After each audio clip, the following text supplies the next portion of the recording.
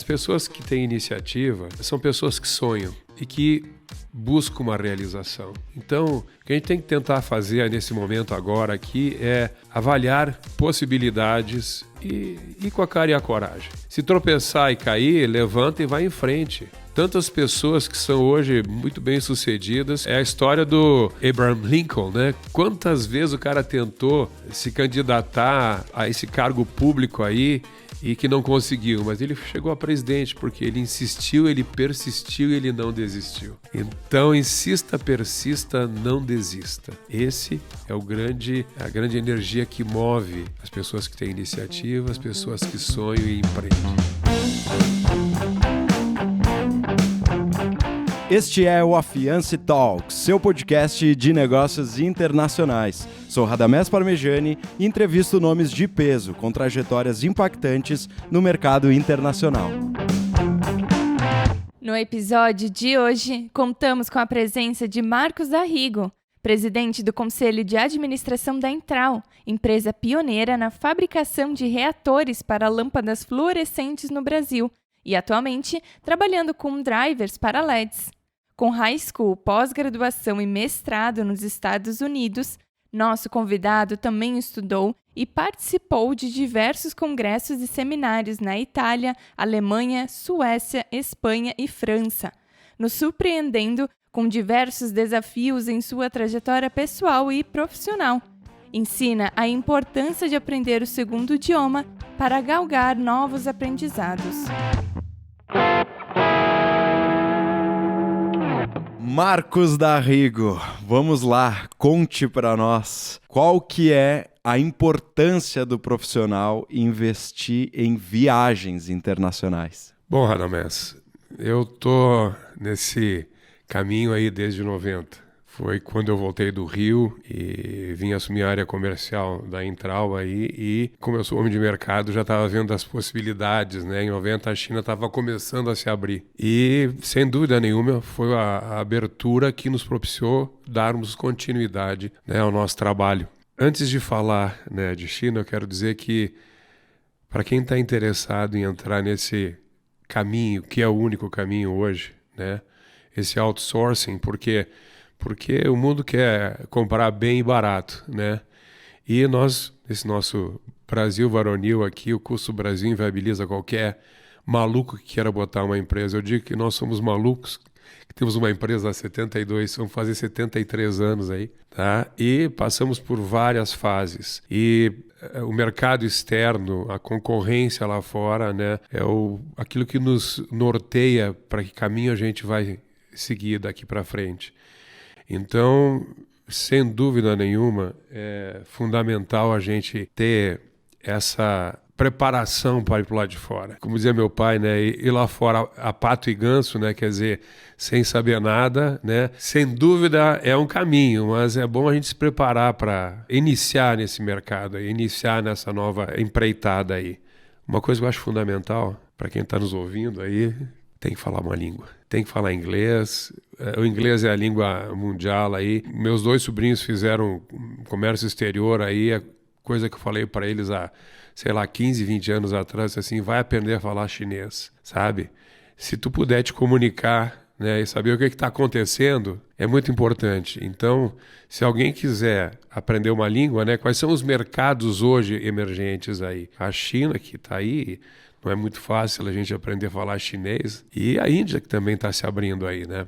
Por causa da insegurança econômica da China. Hoje, todos os empresários que importam e distribuem produtos ou comercializam produtos que são trazidos da China, né? A nossa empresa fabrica drivers para lâmpadas de LED, né? E nós estamos com linhas paradas porque nós não temos componentes eletrônicos.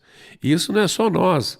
A Fiat é a única que tem aí porque os carros são mais simples, mas a General Motors e outras companhias estão com o carro parado porque não tem componentes eletrônicos para entregar um navegador que tem no carro, né? Então, isso é muito assustador aí. No teu caso, Marcos, com toda a experiência internacional que tu tem, eu acredito que tu já deva estar pensando em outras alternativas, em outras possibilidades, porque eu acho que o mercado todo sente isso, né? Esse nível de dependência de alguns mercados, de alguns commodities, ele tende a diluir, né? Os mercados têm buscado planos B, C e assim por diante, né? Sem dúvida, Radamés. O que está se descortinando esse mercado externo aí é a possibilidade da Índia, né? As várias indústrias que estavam na China começaram a transferir as suas manufaturas para a Índia. Outra coisa que também é muito preocupante, a China é um país imperialista. Eles conseguiram fazer uma separação entre sistema econômico e sistema político. O sistema econômico deles é o capitalismo. Total. E o sistema político é o comunismo. Então não tem essa história de eu acho, não. É o que o partido diz e manda quem pode, obedece quem é inteligente, né? E essa história dos caras quererem invadir Taiwan, que é um pedaço de terra por uma questão, sabe? Joga esses pedaços, essa ilha para os caras e deixa eles trabalhar em conjunto, né? Todo mundo fala chinês, fala mandarim, no caso em Taiwan, né? Então é um centro importante em termos de tecnologia, né? E se eles invadirem ali, aí vai ser Deus nos acuda, isso tudo cria uma instabilidade muito grande, né? Porque no passado, creio eu, quando tu foste para lá, né, com todo o ganho que se tinha, acho que valia a pena, né, correr esse risco. Mas hoje, talvez o ganho não é tão grande como era no passado. E aí, com uma instabilidade política, toda essa questão aí coloca o empresário, talvez, pensando em outras alternativas, né? Sem dúvida. Fora da China. Né? A gente não pode deixar os ovos numa mesma cesta, né? Então, exato. E infelizmente isso foi falha nossa, né? Digamos, da área empresarial, industrial. Né? Hoje todos os iPhones são feitos na China, sabe? Então se os caras lá inventar qualquer coisa, acabou o iPhone. Sabe? Esse é um gancho legal que eu acho que o nosso ouvinte vai querer escutar. Porque vocês, né, como empresa, como família, foram pioneiros no segmento industrial, né, aqui na nossa região. Hoje, né, e de iluminação, né? De iluminação, a empresa que é reconhecida no Brasil inteiro, gigantesca, fora do Brasil também. E conta para nós um pouquinho como que foi lá no início, o que teu pai te contava dessa história, da onde veio essa ideia iluminada, literalmente. Iluminada para mim, né? Para a família foi meio complicado. O que tu vai querer fazer lá na China? Porque em 90, quando eu comecei a viajar, para ter uma ideia, eu tenho 28 viagens para a China. Né? Nossa. E o meu prêmio é 2 tromboses na perna esquerda aí. 40 horas de viagem. E outra coisa, vou dar um conselho aqui: nunca viajem, nem que seja para São Paulo, sem meia elástica. A meia elástica tem que ser usada, porque senão vocês vão se ferrar quem começar a viajar aí. Né? Então eu tive 2 tromboses, né? E aí me segurou um pouco. Mas isso aí, não vamos entrar nesse mérito aí. Mas em 90, quando eu fui para a China, né, as coisas estavam começando a se abrir. Né? Visitei fábricas na China que eram fábricas assim sucateadas, porque a indústria na mão do governo, sabe, não prospera. Então, eles estavam começando a implementar essa passagem da empresa pública para a empresa privada. Então, o Deng Xiaoping foi lá e primeiro ele deu a terra para os agricultores e depois ele começou a privatizar, né, a indústria. E aí o que aconteceu? A indústria explodiu. Né? Então, de 90 para 2015, são 25 anos. Os chineses cresceram de uma forma exorbitante. É uma coisa assim, não dá para entender como é que podem fazer uma mudança em 25 anos do jeito que eles fizeram. E o legal é que tu pôde ver com os teus próprios olhos essa mudança. Eu fui a primeira vez para a China em 2010 e da última já mudou muito. E só que as coisas já estavam no patamar que estão hoje. Agora eu imagino a tua experiência de ir nos anos 90 e enxergar a China como ela está hoje. Né? A minha primeira viagem eu fui para uma feira em Xangai. Cheguei no aeroporto parecido com o de Caxias ali. Peguei um Passat, porque a Volkswagen tinha uma fábrica lá. Até hoje tem muito Passat lá nos táxis. Sabe? O chinês gosta do carro alemão, né? E o cara demorou quase 1 hora e pouco para chegar do aeroporto até o hotel. Parei no Hilton, que era um hotel, sabe, internacional e tal, para fazer a feira. Cara, ia por umas ruelas, assim que eu dizia, pô, onde é que eu tô indo, né? baratíssimo o táxi, eu acho que não deu $3, né? 1 hora de táxi aí. E a última vez que eu tive em Xangai foi em 2017, e cara, tudo por cima de viaduto, né? Uma coisa assim assustadora, astronômico, né? Que esses caras fizeram. Todos os viadutos com, como é que chama? Cerca-viva, né? Para ajudar na poluição. Então são os viadutos verdes, né? E os caras cuidam, por quê? Porque a poluição foi muito grande. Eles estão agora segurando essa poluição aí, né? A primeira vez que eu fui a Guangzhou, o rio era preto, sabe? Eu fiquei perto do rio ali, parecia petróleo, né? Essa última vez que eu tive lá, tudo limpinho. Já tá limpinho, né? Ou seja, eles esporquearam, como diz o gringo aí, sim. Né? E agora estão limpando, né? Então... E Marcos, imagina que o nosso ouvinte, ele quer saber alguma dica para quando ele ir para a China, para quando ele pensar em talvez desenvolver um fornecedor na China. Com toda a tua bagagem, o que tu diria como alerta? Qual a dica que tu dá para o empresário que quer ir para a China desenvolver parceiros? Bom, Radamés, eu fui com a cara e a coragem a primeira vez que eu tive lá, né? Até para conhecer os mercados, né? E o chinês, ele é um comerciante. Ele é aquele que antigamente botava a seda no camelo e fazia a rota da seda e levava para a Europa, né? Naquele esquema, eles são comerciantes. Então, o trabalho é o segundo nome do chinês. Eu tenho muita admiração para esse pessoal, porque eles trabalham mesmo, né? Eu acho que quem está começando agora tem que procurar um escritório como o teu lá fora, sabe? Por quê? Porque ir com a cara e a coragem hoje, tem uma coisa, o chinês ele também tem aquele que quer levar vantagem. Já recebi amostras que no momento que a gente fez a primeira compra, tivemos que mandar tudo de volta, também que estava na cláusula do contrato e tal, né? E outra coisa, quando negociar com ele, preto no branco, faz um contrato com advogado, uma coisa assim que te dê um respaldo, né? Porque tivemos um fornecedor que tudo que entrava nós testávamos até que durante 5 anos, não deu um problema, vamos liberar. Cara, não deu 6 meses, tivemos que recolher toda uma linha de reatores eletrônicos na época. Quando parou de cuidar, veio porque veio um com defeito. Então, claro que eles estão evoluindo, o controle de qualidade deles está melhorando muito.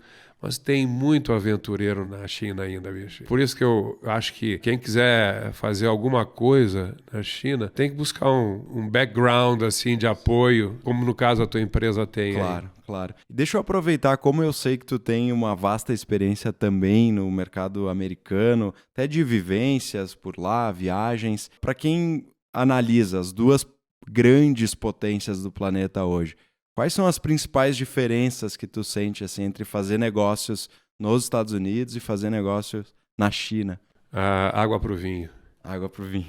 O problema é que o mercado americano, ele é um mercado muito competitivo, né? E tu tem uma série de regras internas deles aí que, de uma certa forma, te dão uma segurança. Você tem que ter o selo L nessa área de elétrico e eletrônico. Se tu não tem o selo L, que na verdade não é nenhuma questão de qualidade, sim uma questão de confiabilidade, que o produto não vai pegar fogo, o produto não vai explodir, então os caras fazem 500 coisas, né? E eu tive muito contato com o pessoal da Underwriters Laboratories, que ficava em Chicago, para homologar os nossos produtos. Mas mesmo naquela época, os chineses já estavam entrando no mercado americano, né? Com o selo L, um produto de baixa qualidade, com preço também bem mais competitivo. E tirou muita empresa americana do circuito, esses produtos chineses aí. Mas a preocupação, e eu estava até conversando com um dos técnicos da UEL lá, que toda essa parte de homologação fui eu que fiz, até porque o meu inglês é razoável, então eu quebro o galho aí nas negociações com o pessoal aí. E o John Marshall era o nome do cara que era o nosso contato dentro da UEL, chegou e disse, poxa, teve um pessoal do Brasil, na época era a Lorenzetti, tentando homologar os chuveiros elétricos para vender nos Estados Unidos.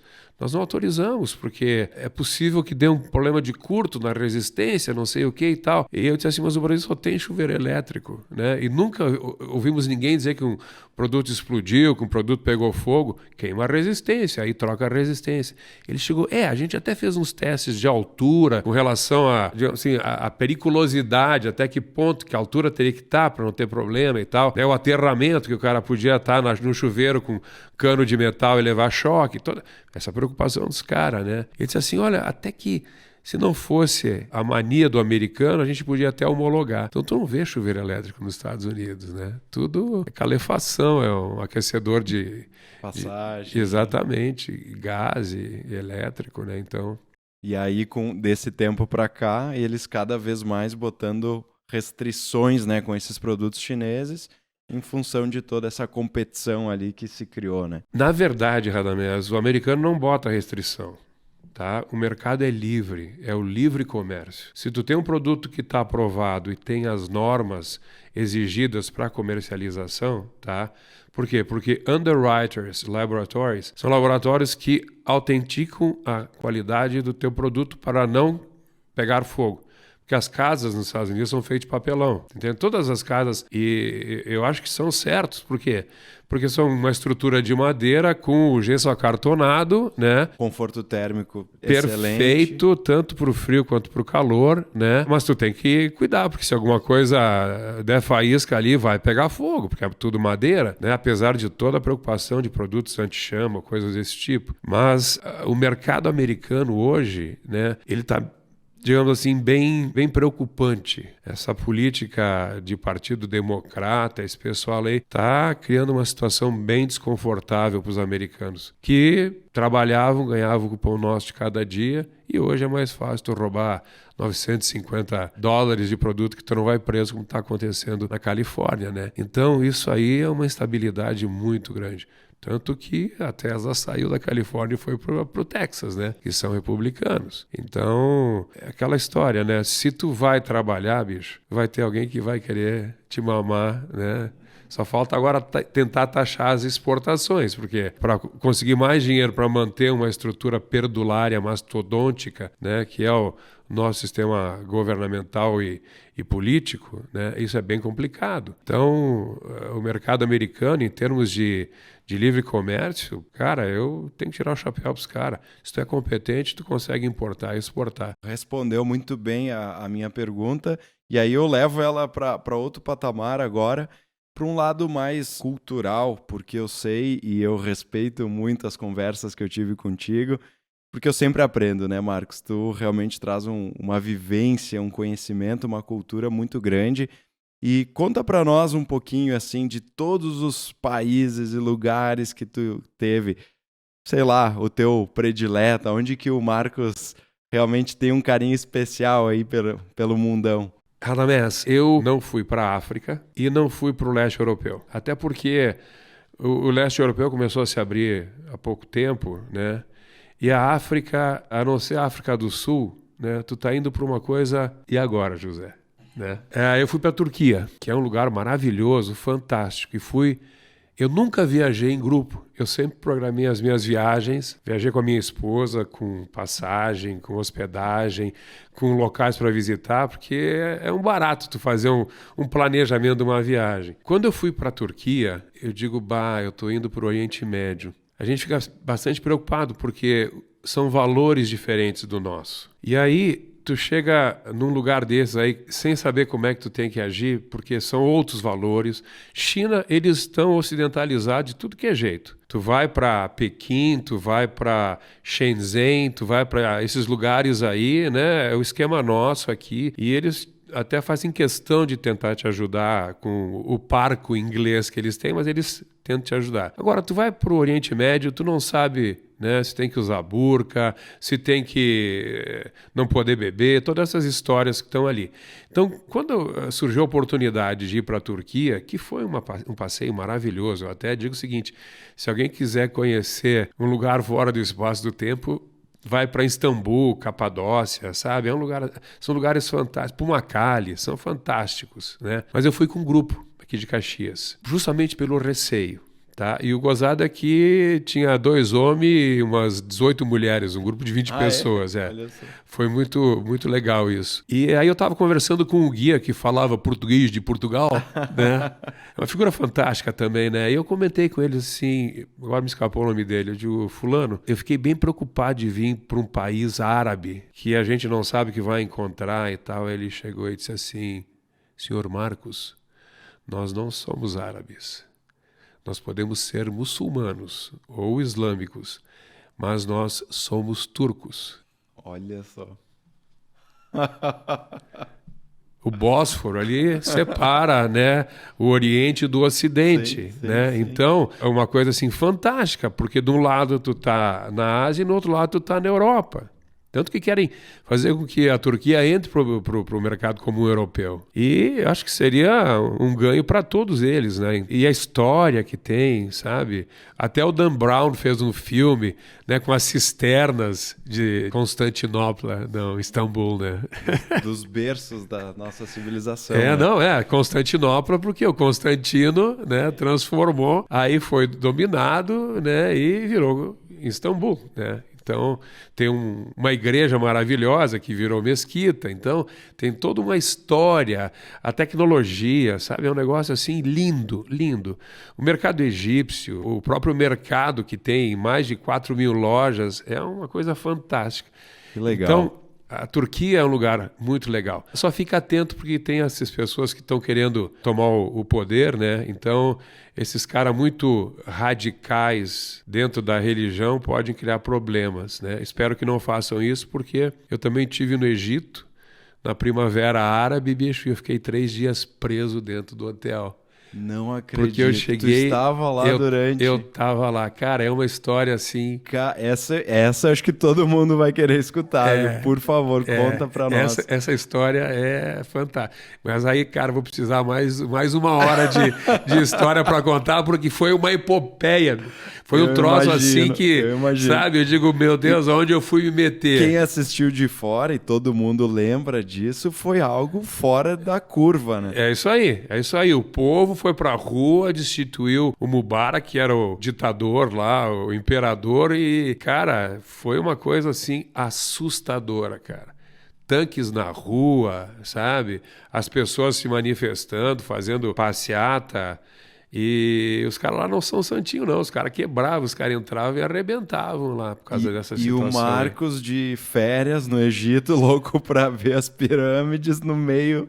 Cara, uma loucura eu tava no hotel Movenpick, que está a 300 metros, 400 metros das pirâmides. Eu enxergava da cobertura do hotel ali as pirâmides e não tinha como, sabe, sair do hotel. Até quando eu cheguei, né, porque tem uma história, até chegar no hotel tem uma história assustadora. E quando eu cheguei, o porteiro, né, eu saí e tal, o porteiro chegou e disse, "It's better you stay inside." Ele falou calminho assim. Isso aí, né? Fica aqui dentro, não sai e tal, né? Mas dava pra gente subir no terraço do hotel ali, tinha 4 andares onde tomava café da manhã, muito legal essa experiência assim. E aí tu teve que esperar todo aquele período de revolta. Tem toda uma história, porque... eu fiquei 3 dias preso, né? Esperando embarcar num voo, mas vou deixar sempre uma outra história aí que, cara, é Indiana Jones. É Indiana Jones. Que né? legal. Olha só. Mas deixa eu te dizer uma coisa. 2 lugares eu adoro. Isso eu falo pro pessoal que me diz assim, mas que lugar tu gostaria de ir? Qual é o lugar que tu recomenda, né? Foram os 2 últimos lugares, os últimos lugares que eu visitei. Porque primeiro a gente diz assim, eu fui a Portugal, depois fui para a Europa, né? Tirando Portugal fora da Europa ali. Mas Portugal é um lugar maravilhoso, cara. Sim. Sabe? Tem lugares assim encantadores. Se tu vai lá para deixar o teu dinheiro, o português te trata assim porque ele se sente meio pais, né, dos brasileiros aí, até porque a gente fala num sotaque, né, que ele sabe que a gente é brasileiro, então ele sabe que tu tá ali de turismo, né, não tá ali tirando emprego de ninguém e... Cara, de norte a sul, do Algarves até o norte, quase chegando à Espanha ali, que tem Compostela, né, que dá para se conhecer. Eu digo assim, a gente fez só o final do caminho, né, para conhecer Santiago de Compostela, que também é muito lindo ali. Mas o Douro é encantador, uma coisa assim fantástica, né? Então, em termos de Europa, eu digo assim, vai para Portugal. Bacana. Tu tá em casa em Portugal. Tu fala a língua, sabe? Tu pega um celular, compra um chip para poder navegar com o teu GPS, com o teu Waze. Lá, tem tudo lá, tem tudo lá. Um dos últimos países que eu visitei também foi o Peru. Então vou dar mais uma dica aí. Peru é outro lugar maravilhoso. Tá aqui do lado. Bem mais em conta, né? Bem mais barato, sabe? Lima... Fica 1-2 dias em Lima, vai para Cusco, de Cusco vai a Machu Picchu, de Cusco agora tem até Águas Calientes um trem Então, se quiser pensar, né, num turismo mais perto aqui, que é encantador, a comida é maravilhosa, sabe? Ceviche. O ceviche, nossa. Então, cara, esses caras sabem. Então, se alguém quiser planejar alguma coisa, né, Portugal e o Peru são lugares fantásticos. Lima, Cusco, Machu Picchu, que tu só pode ir de trem. Tu pode chegar até Ollantaytambo, se eu não me engano, de carro, e depois tem que pegar o trem, porque não tem como chegar em Machu Foste Picchu. há pouco tempo pro Peru ou já faz... Não, já faz tempo. Já faz tempo. Já faz tempo. Eu até subi o Huayna Picchu, hoje não dá mais por causa do joelho aqui, né?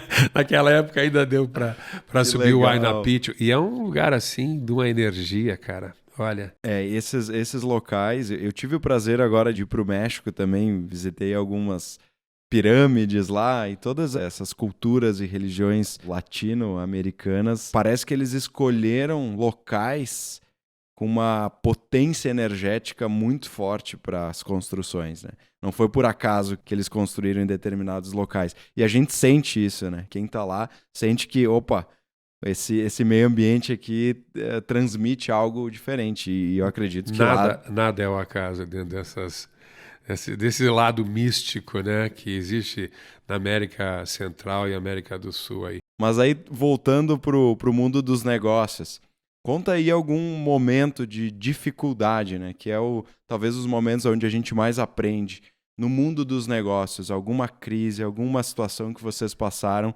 durante toda essa trajetória e o aprendizado, a superação, como que foi? Situação de estresse com relação ao mercado externo aí. A Intral começou a produzir reatores eletromagnéticos para lâmpadas fluorescentes. Nós tivemos 50 anos, vamos botar assim, fazendo reator eletromagnético. Ferro e fio. Aquela caixa preta, pesada e tal, que acendia a lâmpada fluorescente e tal. Aí, 50 anos, entrou o reator eletrônico para lâmpadas fluorescentes. Foi uma mudança drástica no nosso paradigma. Por quê? Porque a gente sabia trabalhar com ferro e fio, tivemos que começar a trabalhar em inserção de componentes eletrônicos. Placa, componentes, importar e tal. Né? Que ano é isso? Isso foi, deixa eu ver, 2000... Acho que foi 2010. Recente. E aí foi o boom. Entre 2005 e 2010.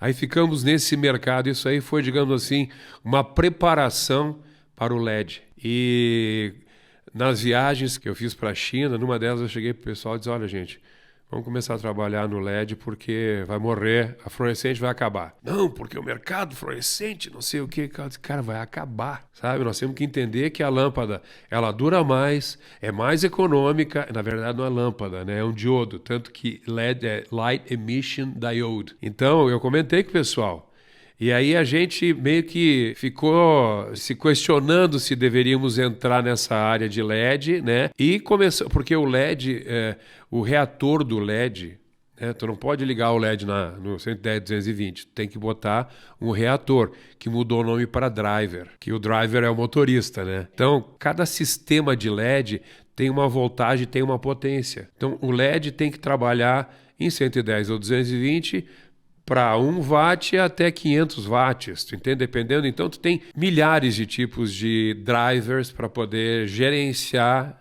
ou dirigir ou acender, né, esses diodos de emissores de luz, né, esse LED, Light Emission Diode. Então, é aquela história, o mercado lá fora vai estar sempre te alertando, né, sobre o que vai vir pela frente. Então, se tu não viajar, se tu não for para o exterior para ver o que está acontecendo, bicho, tu vai morrer na praia. Essa frase agora é matadora. Eu acho que quem escutou isso agora vai carregar ela e faz todo o sentido da primeira pergunta que eu te fiz. A importância do profissional, né, investir em viagens internacionais. Porque o que tu acaba de narrar foi talvez a sobrevivência ou não de uma empresa de 70 anos. É isso aí. Teve essa visão. 73 em janeiro. Enxergou lá fora o que viria e tomou ação no tempo certo. E conta para nós, Marcos, se tu puderes, claro, qual é a próxima revolução desse mercado? Existe algo? Tem alguma coisa que tu possa colocar? Deixa eu voltar um pouquinho aí, porque eu não respondi uma pergunta que tu fez assim. Vocês passaram por algum momento crítico? Passamos um momento muito crítico. Tá? Porque nós trazíamos produtos da Coreia, da China e houve uma maxi desvalorização do dólar. Tá? E nós pegamos essa desvalorização com produtos a caminho. Outra coisa que eu recomendo também, compra à vista. Tu sabe o preço que tu está pagando e o preço que tu vai vender. Então, se tu vier... os caras me dão 60 dias, 90 dias de prazo. Tu comprou 10 e vendeu por 11, sabe? Aí tu vai comprar de novo, tá 20. Então, tem um caixa para poder ter uma matéria-prima, no caso aí, que tu possa saber quanto te custou. Porque o próximo que tu for importar, tu vai saber quanto custou, tu vai produzir, tu vai vender, tu vai cobrar. Então, tu sabe como é que tá. Agora, se tu for comprar e tá com preço, e 60 dias mudou tudo, o nosso mercado o Brasil, nesse ponto aí, não é confiável, sabe? Então, muita gente já acabou com essas maxis, com essas desvalorizações absurdas, né? E o que aconteceu foi que nós tivemos foi uma falha nossa, nós cancelamos as importações e aí os nossos clientes vieram em cima. Disse, eu troquei um produto X pelo de vocês aqui e agora eu não tenho ele, como é que tá? Eu já estava meio fora da área comercial nessa época, né? E os caras queriam trazer de avião. Eu digo, cara, tu vai trazer de avião, tu vai... Tu entende? Então, fizemos um trabalho para ver qual é a quantidade que a gente precisava. Programamos a compra desses produtos, né, para chegar de navio durante 60, 90 dias até suprir as necessidades e não trazer um container de avião, né? Então, esse tipo de coisa o cara tem que estar preparado, né? Tu tem que ter plano A, B, C e D para poder chegar no mercado externo, né? Porque tu está na mão de um fornecedor que está, no mínimo, a 90 dias de entrega, sabe? Até ele produzir, botar num navio e trazer para cá, cara, tudo bem, consegue em 60 dias, mas pode botar 90 dias, que é o prazo de segurança para tu poder entregar. Para ter uma ideia, nós estamos esperando produtos aqui, produtos que estão em carteira há 6 meses. Sim. E não tem componente para montar os drivers para poder entregar para os caras. E eles sabem, porque não só aqueles que importam esses drivers, como nós que fabricamos aqui no Brasil, os caras estão na mesma situação, sabe? Os chineses sofreram também. A pandemia lá acabou com a estrutura deles ali. Mas é aquela história. Como dizia o Vicente Mateus, lembra a cara do Corinthians, foi presidente do Corinthians? Quem está na chuva para se queimar? A figura essa do meu tempo, né? Esse Vicente Mateus aí. Tinha uma tirada dessa. Mas é muito importante porque tu toca num assunto que para o profissional de Comex, né, de comércio internacional, ele precisa realmente estar atento nessas nuances porque todo esse timing de compra, chegada, formação de preço, moeda, isso pode fazer uma empresa deixar de existir rapidamente. Então, todo esse preparo é fundamental. E aí, se tu puder, é claro, contar para nós, então, quais são as novidades e os planos futuros aí para essa empresa, né, que já chega mais perto de 100 anos, né?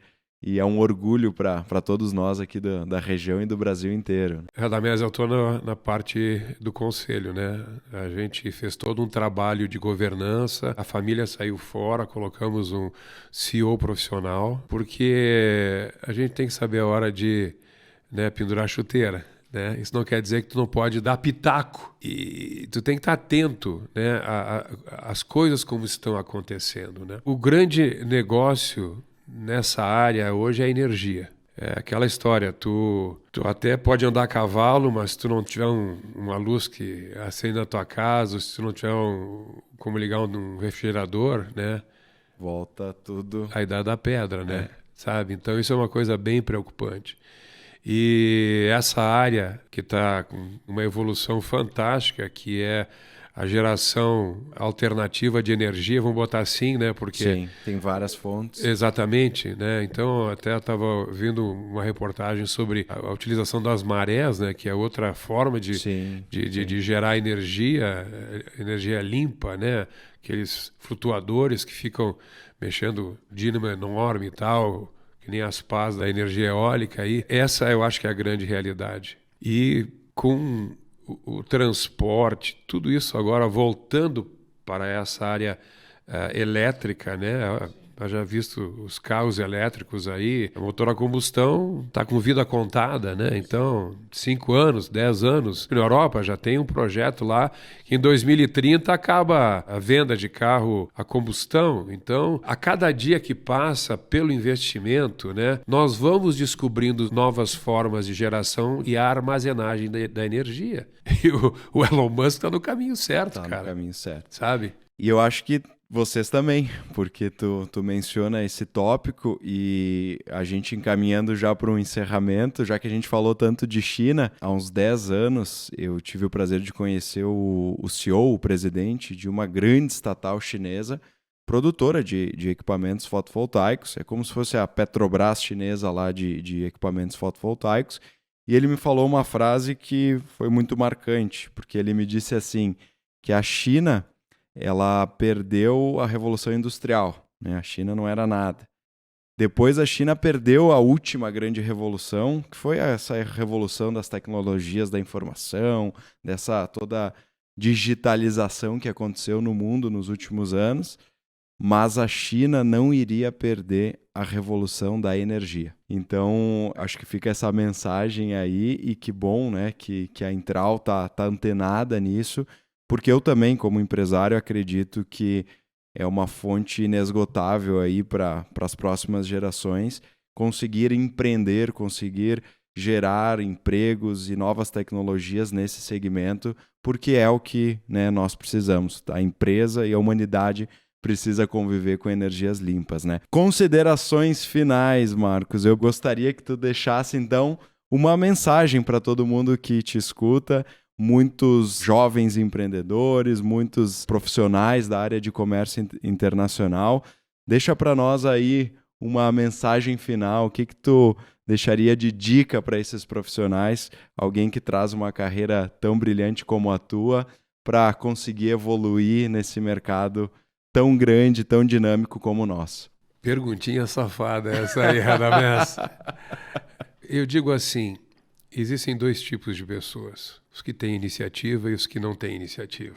Os que não têm iniciativa nem vão falar porque, né, estamos falando com pessoas que têm iniciativa como você aí, né? Você é um desbravador e você é um sonhador, né? Então, as pessoas que têm iniciativa são pessoas que sonham e que buscam uma realização. E essas pessoas que têm iniciativa, existem 2 tipos, os competentes, você é um exemplo, e os incompetentes, que a política está cheia. Infelizmente, é uma triste realidade. A maioria desses políticos que estão aí não sentaram do outro lado do balcão, sabe? Vivem do nosso dinheiro. Eles não sabem quanto custa comprar, quanto custa produzir, quanto custa vender e quanto custa cobrar. Então, isso é uma coisa bem preocupante, né? Porque o político manda nesse país aí e quem manda é quem não entende nada das coisas. Com certeza, há alguns políticos que são empresários, que são pessoas da área do comércio ou da área da indústria, mas a grande maioria são pessoas que têm um bom papo.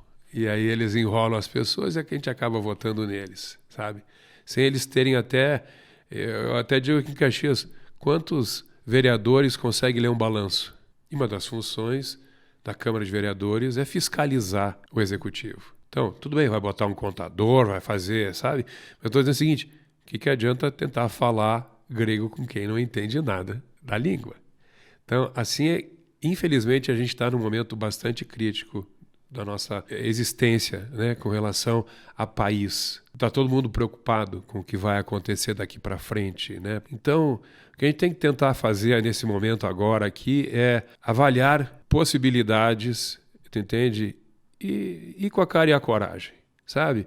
Se tropeçar e cair, levanta e vai em frente. Tantas pessoas que são hoje muito bem-sucedidas, que é a história do Abraham Lincoln, né? Quantas vezes o cara tentou se candidatar a esse cargo público aí e que não conseguiu, mas ele chegou a presidente porque ele insistiu, ele persistiu e ele não desistiu, sabe? Então, insista, persista, não desista, né? Esse é a grande energia que move as pessoas que têm iniciativa, as pessoas que sonham e empreendem. Perfeito, Marcos. Vamos lá, vamos arregaçar as mangas e trabalhar como a gente sempre fez e como tenho certeza que todos os nossos ouvintes fazem sempre. Muito obrigado mesmo. Tu sabe que para mim foi uma satisfação enorme esse momento contigo. Uma pessoa que eu respeito tanto, que eu tenho um carinho tão grande, que eu não sei porquê, mas considero já um grande mentor aí, um grande amigo, uma pessoa querida para mim e que espero estar sempre perto. Obrigado mesmo. Eu que agradeço a oportunidade. Talvez a simpatia que nós temos aí seja coisas de outras vidas, né? Se alguém acreditar, no caso aí, né? Vai que, né? Tem outras aí, né? Exato. E eu digo assim, a gente navega numa determinada frequência, né? Se a pessoa entra na sintonia da frequência, vai junto. Exato. Se está acima ou abaixo, a gente não consegue, né? Então, é isso aí. Tirou as palavras da minha boca. É isso aí. É o que eu sempre falo. Obrigado, Marcos. Forte abraço.